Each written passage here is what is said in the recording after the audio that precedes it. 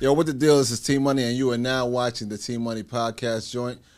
Chilling right here with my girl Stax Cadero. What up, is the T? deal? Well, I'm cool, man. I'm cool You and good? fair, man. I'm just laid back, chilling. You know, that's just how we do it. This is how we do it every single solitary time. I got a little moment. Oh, you do? Yes. So I need to pause then. Just So for 2 seconds. I need you to tell me what I it is. released a single. It's Cadero. Is available on all streaming platforms. It's also available on Bandcamp.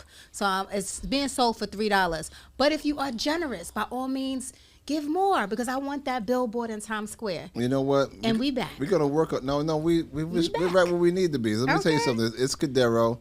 It's all on every platform, right? Every platform. So make sure I'm gonna be outside your crib to make sure you do that. You know what I mean? I'm gonna see you on some physical, or something physical. If you don't, Pull up, right. I'm gonna pull up on you. You know what I mean? And use it in the reels because that helps too. Yeah, no question. But anyway, your support Stax. She's always been doing her thing with the microphone, and she can entertain you at the same time. You know what I mean? So, for sure. So this is the T Money podcast joint. Make sure you watch us on YouTube. We also launched on Unity Radio over in the UK. Mm-hmm. So check us out every Monday night here in the United States at 6 p.m. Where you can hear episodes of our past and current shows. All right. So listen, today is this be clear. Mm-hmm. Today's special. I just want to be clear, with no disrespect to everybody else that we've interviewed in the last 4 years. Today is super special because this is an interview I've always wanted to do. So I want to introduce my man, 50 Grand, DJ Kenny Parker in the building. What's up? We go back. Right. We go back like camel humps and suede fronts. We go back like New Nile. We go back like New Nile. British Wow. walkers. Wow. I have not heard the term New Nile. That's the thick blue grease. The thick orange grease.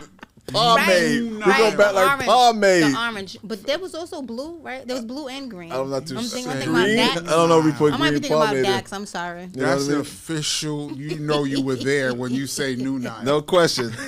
Do-rags and all. Stocking caps and all. My mother was like, where are you going with my stockings? Outside. Get your ass back here with my stockings. This was a knee high. You was trying to get the Yeah, wave. Yeah, get the Stretching out a waves. The knee-high, waves, yeah. man. I had them out. I had You to got see. a part too? Yeah, I did a part.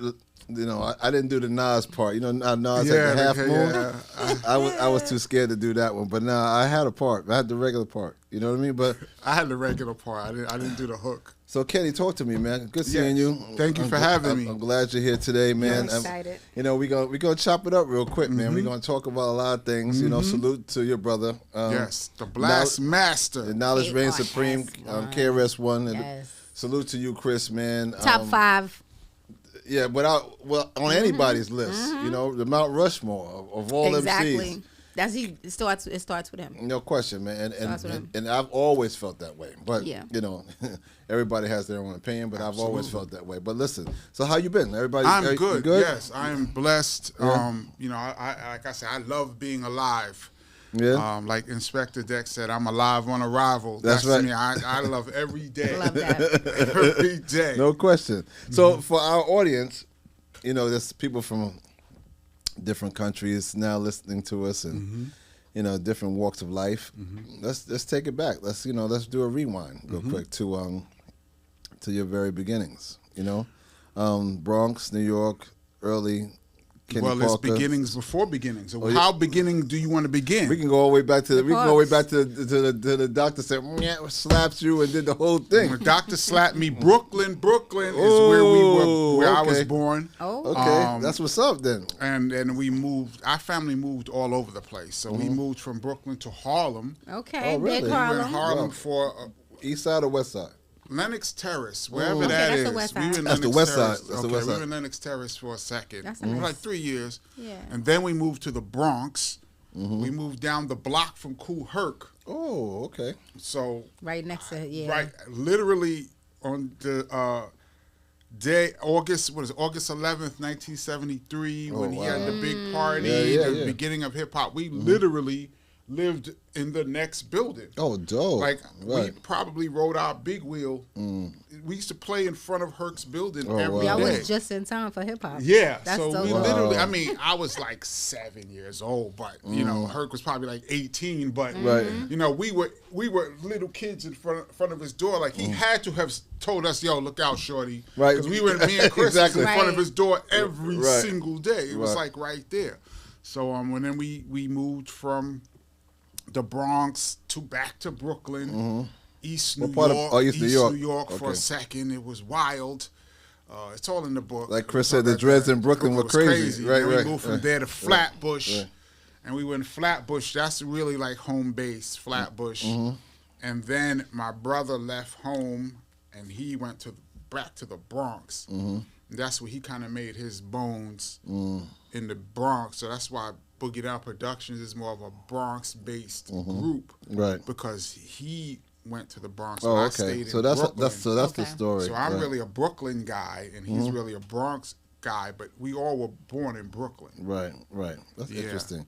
So from there and going to school, where'd you go to school? when you- Abraham Lincoln High School in Coney Island.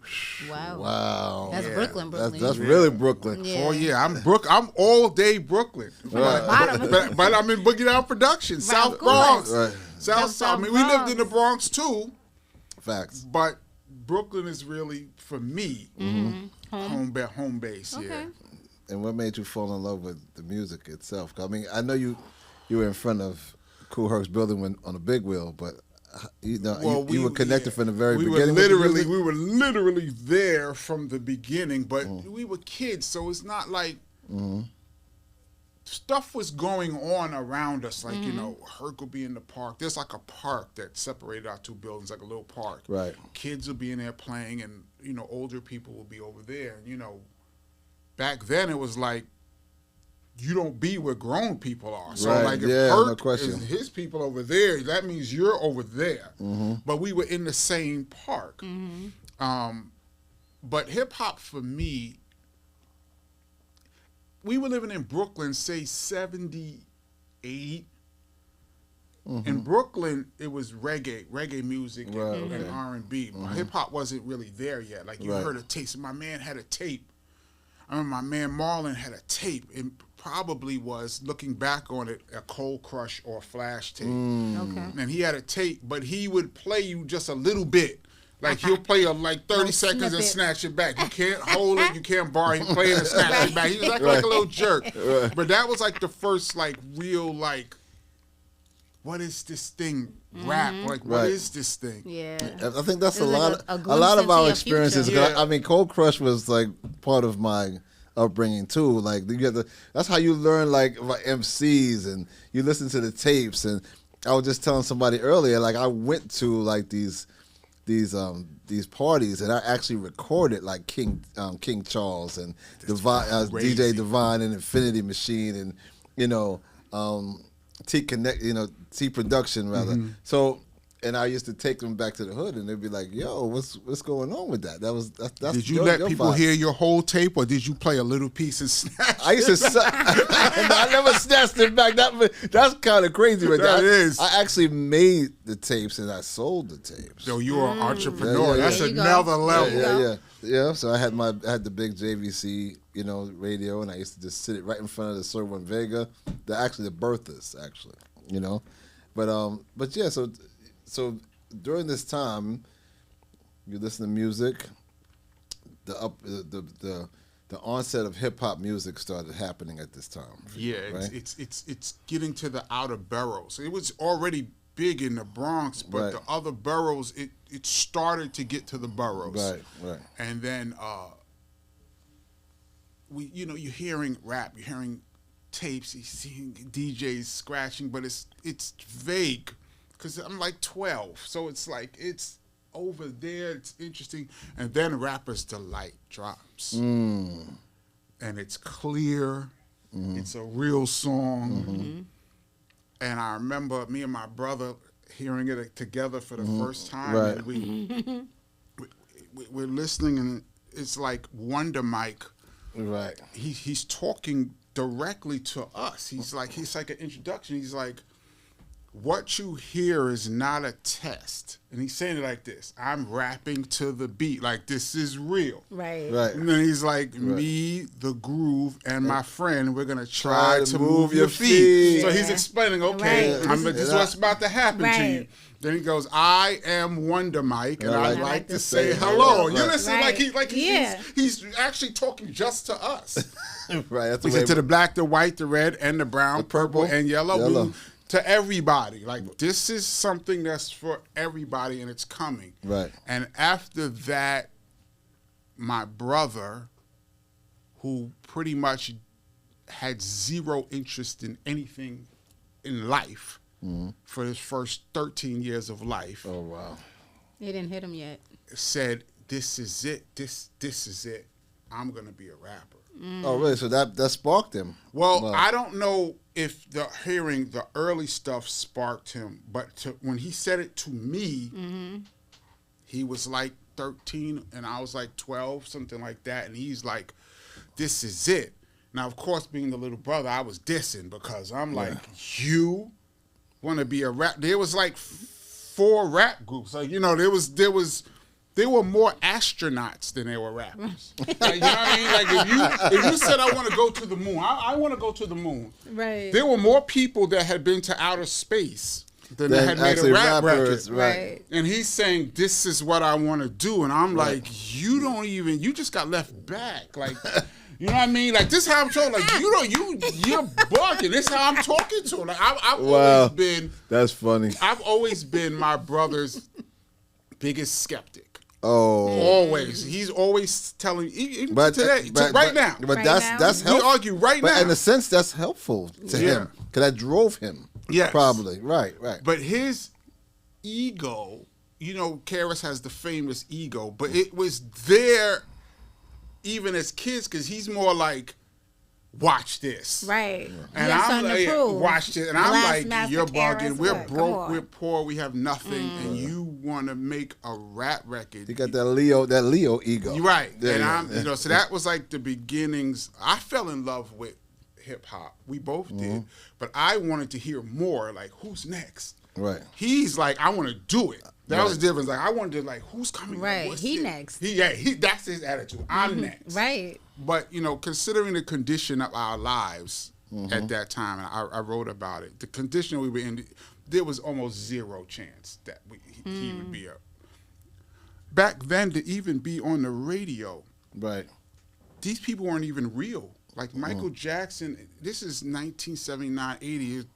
Diana Ross, Michael Jackson, Lionel Richie, you know, whoever, Bob Marley. They weren't even real people. Like, they're not real. Real people like us don't make music. Right. These are, How do you get there? right. These are like, I remember real quick, there's an artist named D-Train. Yeah. D-Train. D-Train. Yeah. And when we lived in Crown Heights, Keep on. a girl that lived in my building. Yes, keep on. Time's the limit. You know, keep on. There's a girl that lived in our building who said she knew D-Train's cousin. Not D-Train, D-Train's cousin. Oh, his cousin. To us, D-Train's cousin was a star. Like, not forget D-Train. He was D-Train's cousin. He was unattainable. So this is his Right, cousin. D-Train's cousin was a star. And I'm like, my brother, I'm like, you're going to be on the radio like D-Train? That's impossible. It was, in my mind, it's impossible. That he overcame all that. Right, actually. but you know, the story is crazy. But yeah, so that's really how we got introduced. Oh, wow. And as it relates to you, how did DJing become the thing that you That was embraced? way down the line. Right. That was years later. By the time I started DJing, he was already working on his 4th album. right. So by this point, you know, Right. he's 4 gold. He's a rap superstar. And I wanted to. I had just graduated from college, and I had no job. Right, usually that's how it works. And just out of school, so I was staying at his crib, and he had a music room, kind of like this studio here, and he had speakers, and he had like a 4-track, and he had his rhymes, and he had every record. He bought like every record, and he also had like all of Scott LaRock's records. Like when Scott passed. Salute to Scott. Yeah. R.I.P. man. R.I.P. Scott. He had given Scott's family had given him all of Scott's records. So he had like thousands of Scott's records and then thousands of every rap record in the crib. And I'm like, I want to learn how to DJ just so I could make a tape for my Walkman. I didn't want to DJ for outside. I just wanted to be able to make a tape. I didn't want to have to wait for Red Alert to come on each week. Like, people don't remember. A lot of young people don't remember. That like, record and play was serious. That pause. To that pause tape was official. Not have the commercial. Rap only came on the weekend. Right. And if you missed your song, like if you went to the bathroom and came back and your song played and you missed press record, you had to wait the following week. That's facts. Yeah. That is facts. To hear your song again. Your song was never in rotation. Never. Never. So, and Red Alert was like my idol.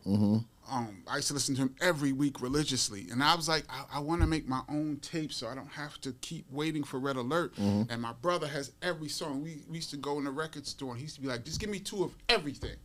He used to just buy everything. And then we used to go home and just listen. So I'm like, I'm going to learn how to make tapes. So he taught me, he showed me how to DJ just to make tapes.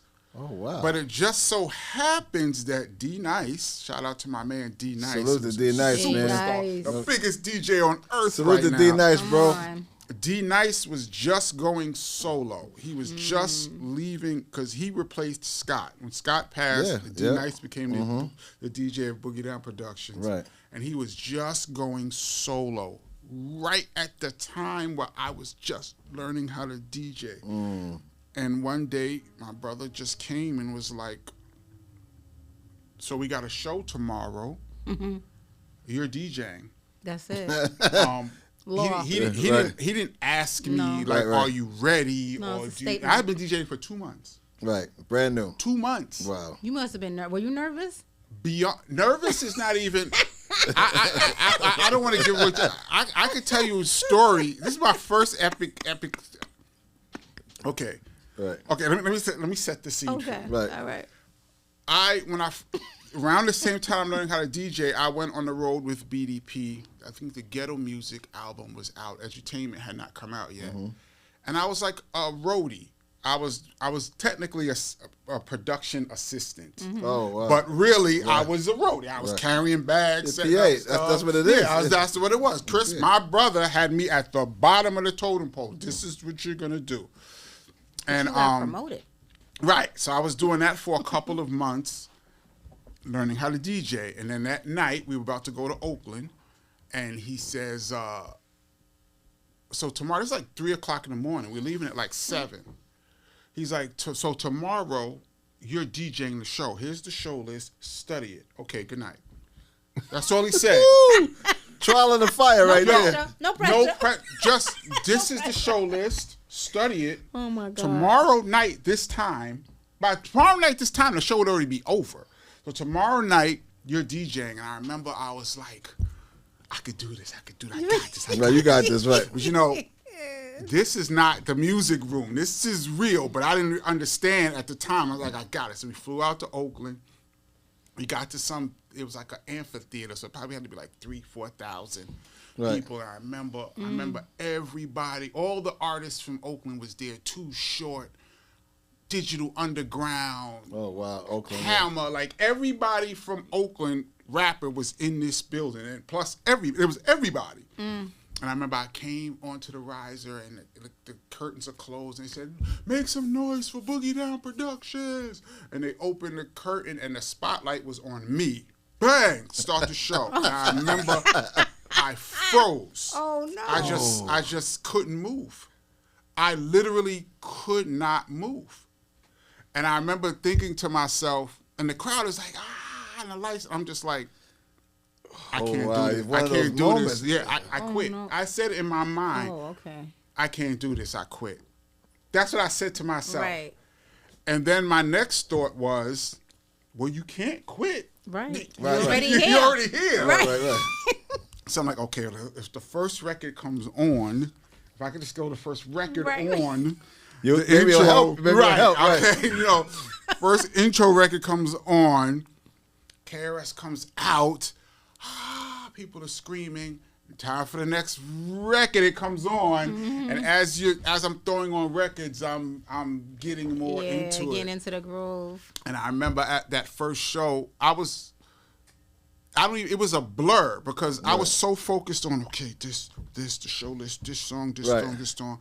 I remember after the show, you couldn't even enjoy it. Actually, I didn't enjoy it at all. Wow. I remember after that the was show, literally work. I was like, oh, how did I do? I remember I called Chris's room and I was like, how did I do? And he's like, come to my room right now. Oh no. That's how he said it. I'm like, oh no.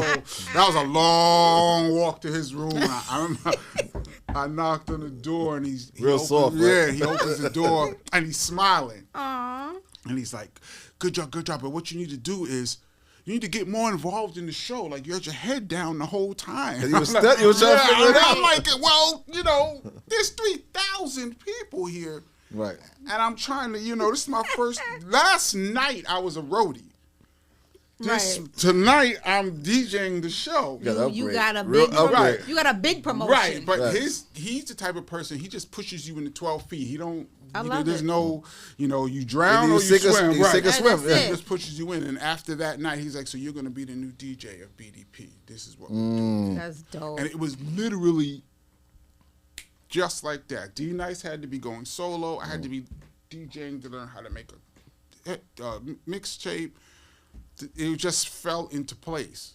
How did that feel for you to be like part of BDP and the whole movement, and how did it feel to you personally to actually do that or be part of that? Because when you joined BDP, they were on fire. Exactly, that's what I'm saying. But when I was excited. This is way past my philosophy. Yeah, this is you must learn. Yeah. So self-destruction was out. About to say self-destruction. All that. Yeah. Jack of Spades is that era. Right. And edutainment was coming. Love's Gonna Get You was working on that. Right. And so I was more excited, but my thing was I just don't want to mess up. Because to me, like, when you come to see an artist like a KRS or a Rakim or somebody that's lyrical, your job is to keep the music flowing. Mm-hmm. If no one notices me for the night, that means I did a good job. That means I kept everything flowing. This is facts. And you want to see KRS Rock. So if you have to look at me, that means something is off. Something's wrong. Right. So my thing is just know the timing, know when the songs will come on. That's always been my thing, just set the table for Chris. That's it. Over the years, you get more relaxed, and he gives you more stuff to do. Okay, now we do this routine. We got this happening. We're bringing a drum machine. We're bringing a band. You got to play with the band. Like, he just keeps adding stuff. But that's dope. Yeah, but the beginning is just don't mess up. Basically, don't drop the ball. Don't drop the ball. Don't do basically it. How my introduction. Wow, so that's amazing. That's amazing. So as time progressed, right, you became more fluent at doing what you do. So I want to address. I don't even know if I should say it in that way, but I want to talk to you about this whole scenario, right? So to the world, I'm going to say it to the camera so the camera can pick it up and everybody can pay attention to what I'm saying. So in 1992, right, I was on Yo MTV Raps, right, as one of the hosts, as you well know my history, right? So I decided to do a birthday party it was the Sound Factory, right? Sound Factory Disco in New York City. So to give you now I'm gonna break this down. So, and this is from my perspective, and that's why I want Kenny here, because Kenny was knee deep in this whole thing, right? Knee deep, and, and actually he was the ride starter. But we'll get into that in a minute. So, so the party was marginal because it was early, right? And New York City parties late night. They usually happen late night where people come, and pack the spot. So MTV was there. They were going to film, right? Because I had a list of artists performing. PM Dawn was one of the artists because at the time PM Dawn had a #1 hit with Set Adrift. It was it was going to be a big MTV deal. They were going to film it, whatever, right? I didn't particularly want PM Dawn because I booked leaders. I booked I think I booked Nice and Smooth, a couple other people, right? So, but Dave said, well, PM Dawn would be good to put on because we can film. I said, okay, fine.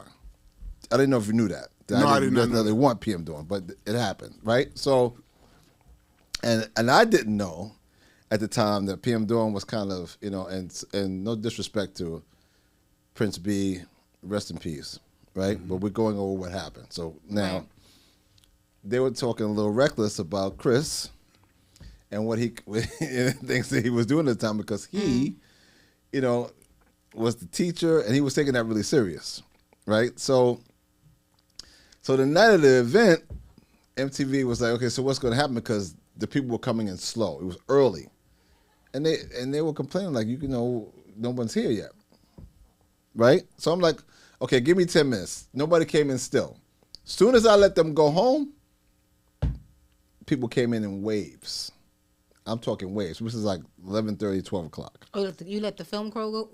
I let them go around 11:15. They came, and then after that, because you know how we come out. It's like we come out late. people came, but they would, Yeah. they're corporate. thinking right. They're not even thinking right. They're not thinking hood. They're thinking corporate.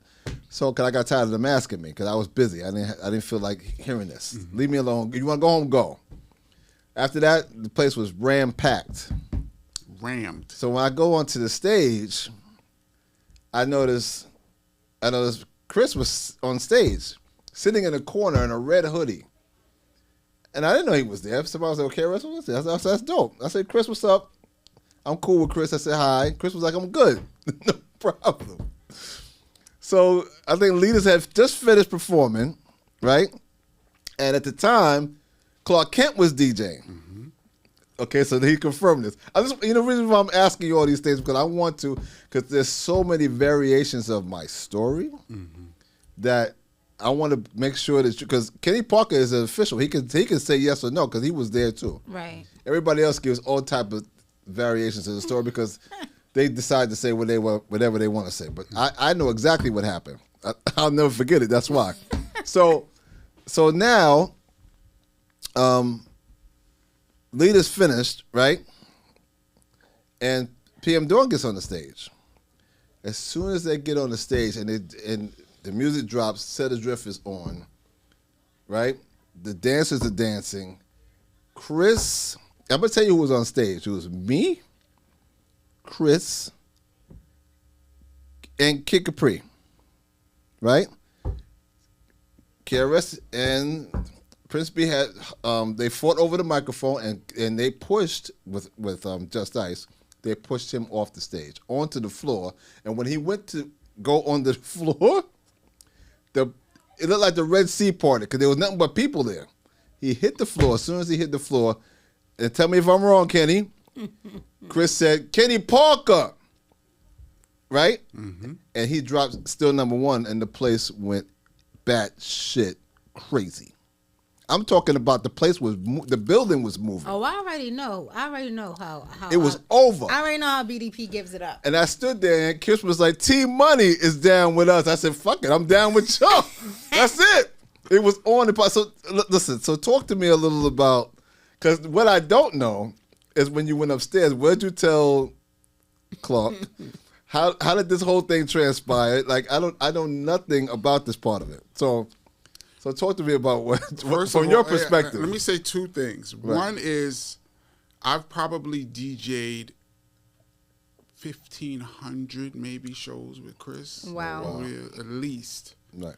That was the wildest night of my DJ life. Wow. I'm trying to tell you, it's crazy. It was beyond pandemonium.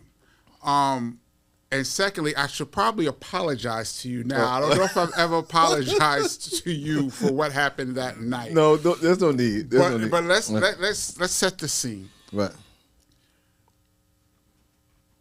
BDP at this point, this is coming into 92, we had multiple beefs going on. Yeah, there was more than just Prince B. There was somebody else. Yeah, there was multiple things going on at the same time. Different groups. We had a beef with X Clan. Oh, that's right. We had a beef with Poor Righteous Teachers.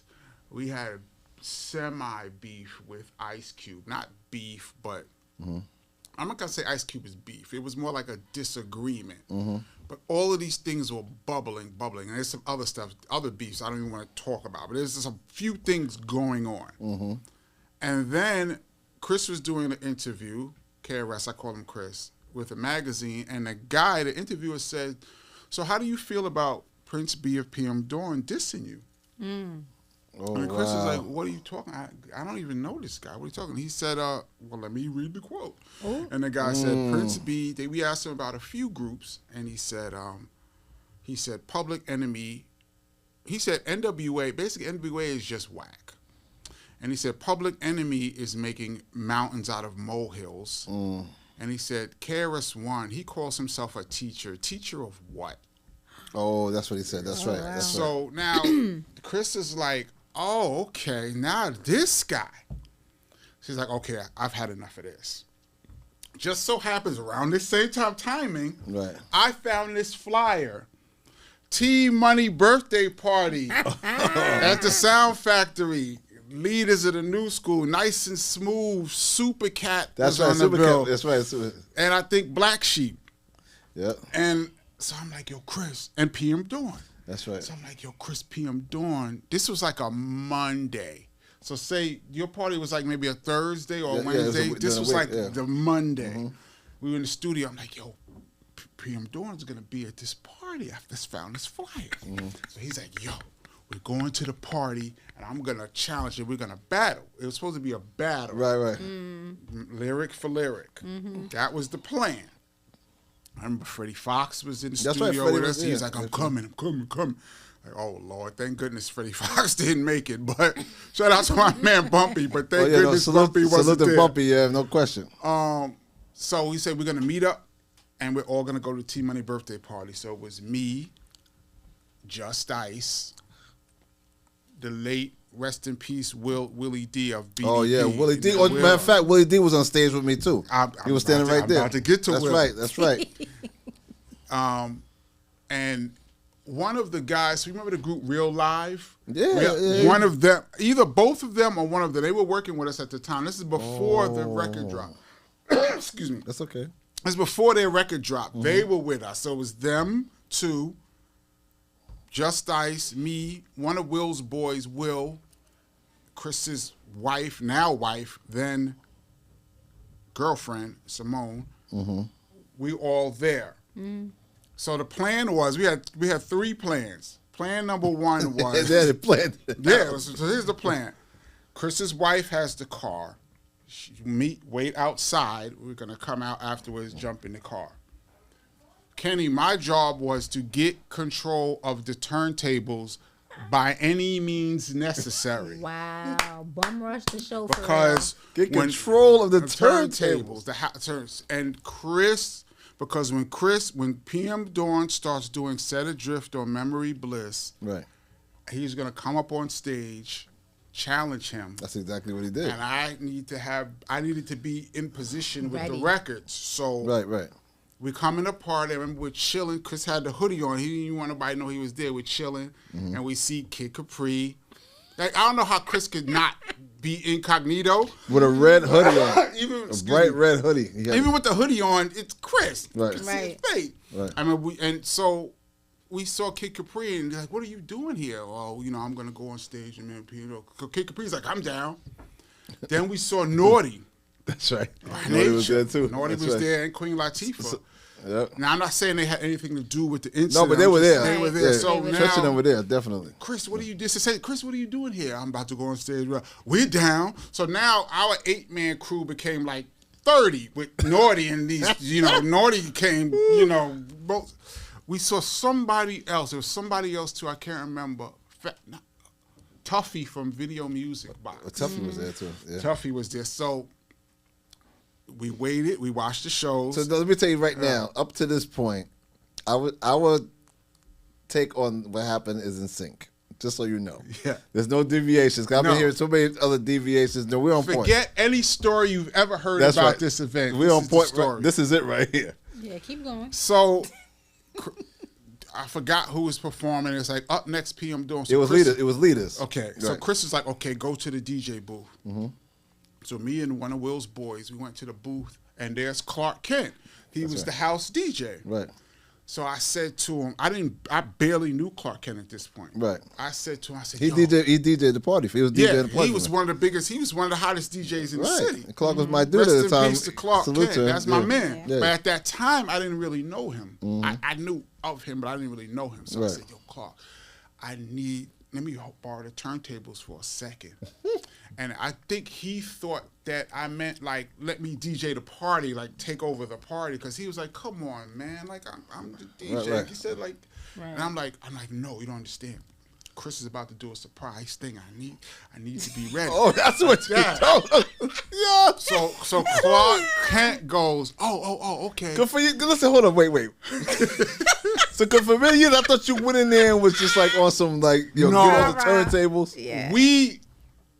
I had a guy with me. I'm not gonna say his name. A guy, and the goal was whoever is DJing get control of the turntable. Right. It just so happens that when we got there, I didn't know it was Clark Kent. It was Clark Kent. Like, let me do this. I convinced him. It wasn't like a strong arm. It was like, yo, let me. And so once I said we're gonna do a surprise, he was with it. He was with it. So I remember he had a reel-to-reel tape recorder set up next to the turntables, and he has some DOS effects. DOS effects hadn't come out yet, but he has like some unreleased DOS effects records. So he started playing this unreleased DOS effects record while I'm setting up. So the first record I was supposed to throw in was "I'm Still Number One." Yeah, and I remember I had it on like a big, like a thing called an acetate, which is like a record, but it's like a temporary record. So you can play it like 25 the vinyl is times. extra thick and it's a little Like the smaller. yellow one?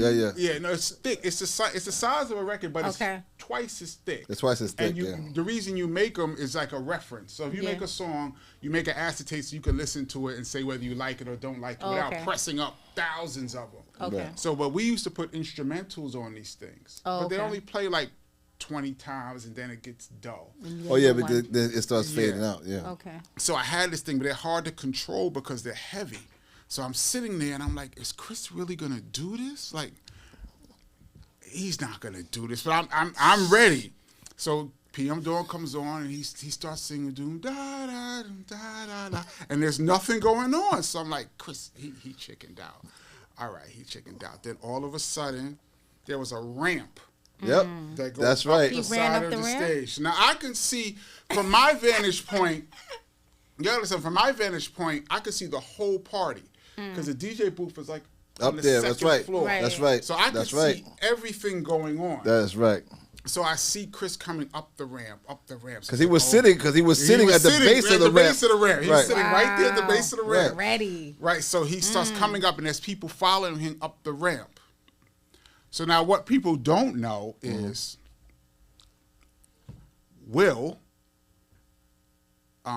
Willie D. Yeah. Right before we went into the party, he said, "Yo, Chris, whatever happens, make sure you bail me out." And we started laughing because like, why are you so extra all the time? Like we were just laughing, like Right.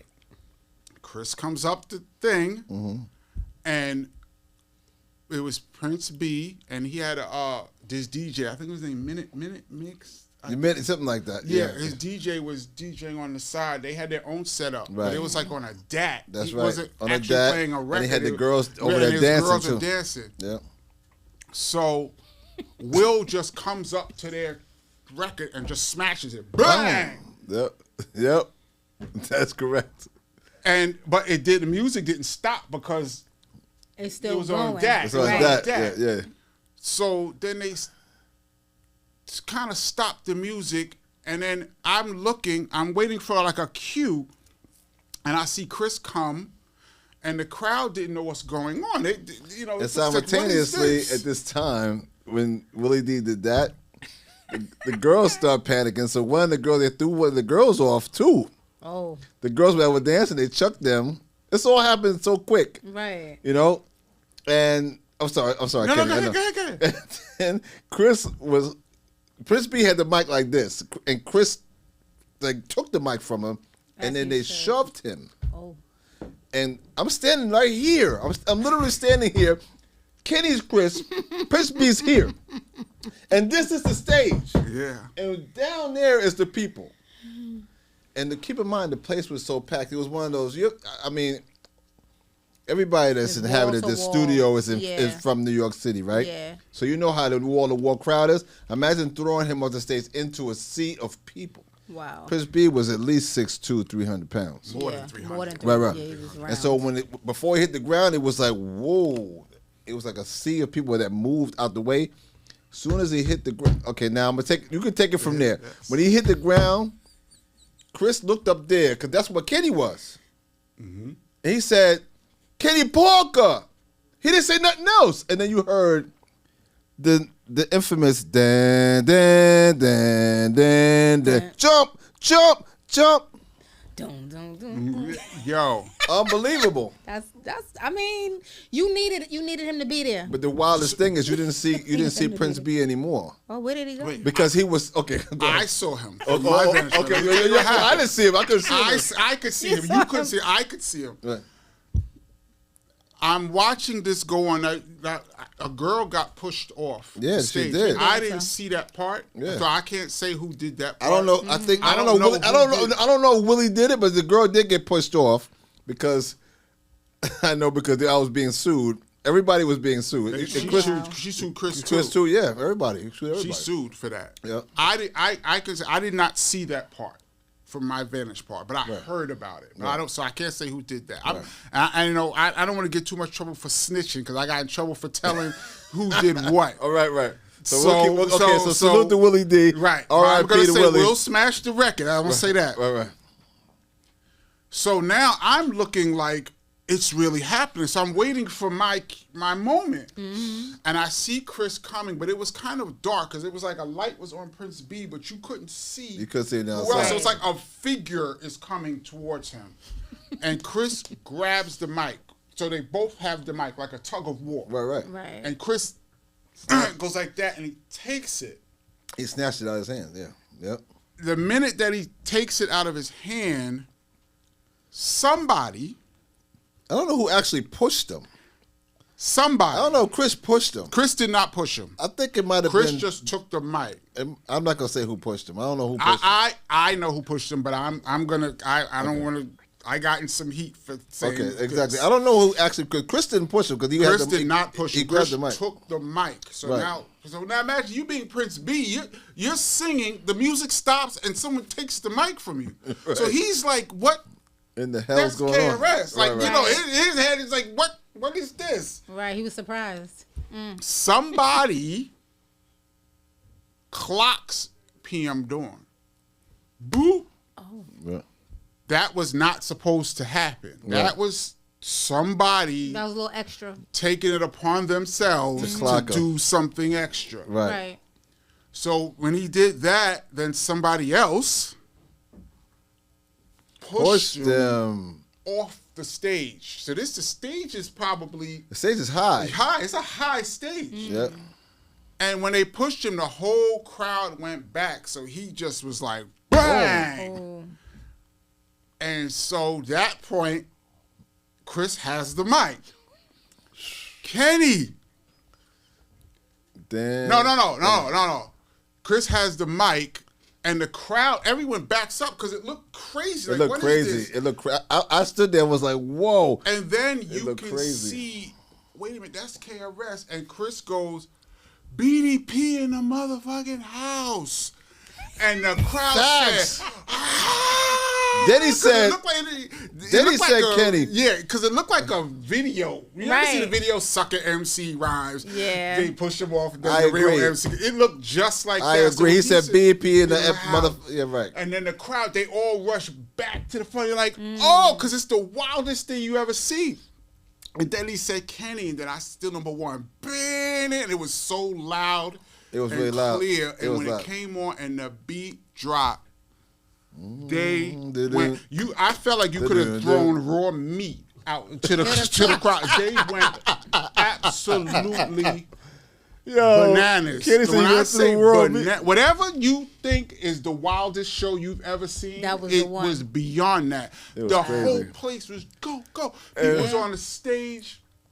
Let me tell you. It was to the point. Chris didn't even rhyme.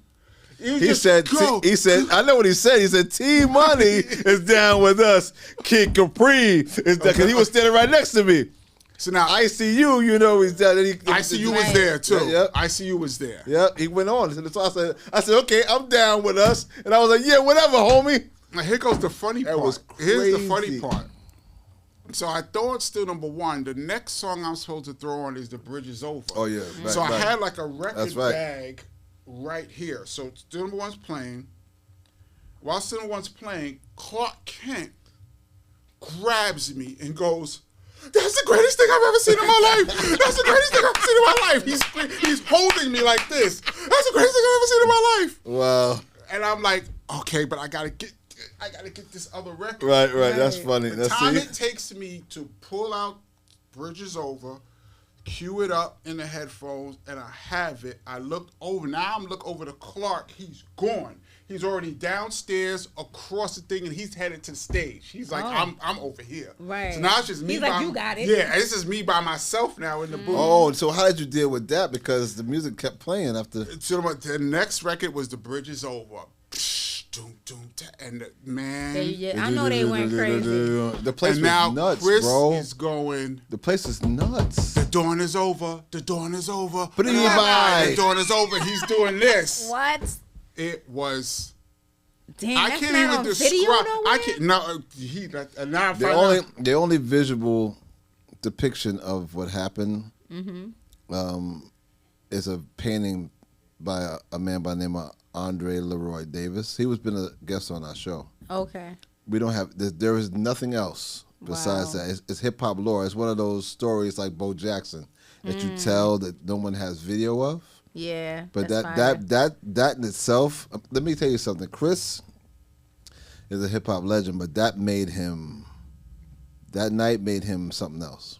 It's the T Money Podcast, Jordan. There it is.